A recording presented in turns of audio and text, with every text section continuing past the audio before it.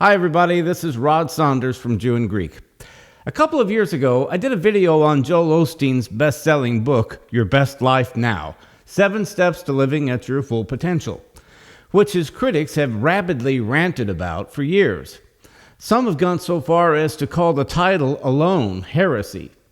But the book didn't teach any heresy at all. It was basically just a bunch of stories told in such a way as to teach biblical principles for a better life.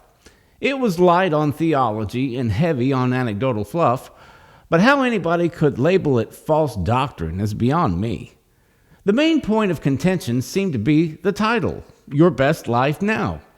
The critics said we're supposed to expect our best lives in heaven because our lives here on earth are supposed to be about suffering. That, of course, was a complete misrepresentation of the message of the book, because in the introductory section, Osteen explained the book's title. He wasn't saying that our lives on earth will be better than our lives in heaven. He was saying that you can put biblical principles into practice today that will have a positive impact on your life, rather than just passively sitting around hoping that things will get better someday.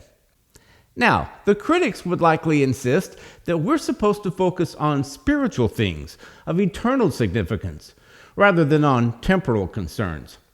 Well, let me introduce you to a new book by David Jeremiah called Overcomer: 8 Ways to Live a Life of Unstoppable Strength, Unmovable Faith, and Unbelievable Power. Wow!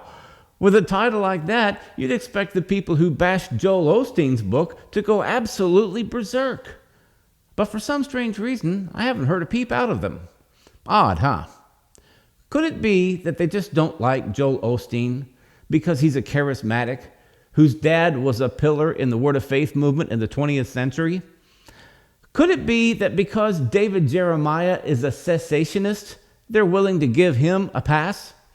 I mean, if Joel Osteen's 7 points were offensive, David Jeremiah's 8 points should be even more offensive, unless the motivation was something other than the book's title. But that's not the only book I want to tell you about. There's also a book written by RobertJeffress of First Baptist Church of Dallas, entitled Choosing the Extraordinary Life: God's 7 Secrets for Success and Significance. Wow again! How could this book's title not be instantly labeled heresy? How could these Pharisees that condemned Joel Osteen not be ready to tar and feather RobertJeffress for writing a book with such a heretical title? But again, this guy's a Baptist, so I guess he gets a pass too. There's no getting around it, folks.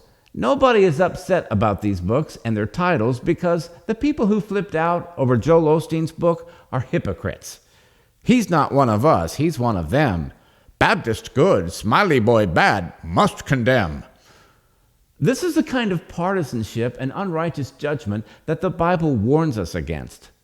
If these people have an ounce of integrity, they will attack David Jeremiah and RobertJeffress with the same vitriol that they used in their attacks on Joel Osteen. Not that I want that. I just want people to walk in love and judge with righteous judgment, as we're commanded to do in Scripture. Is that asking too much? Thanks for watching.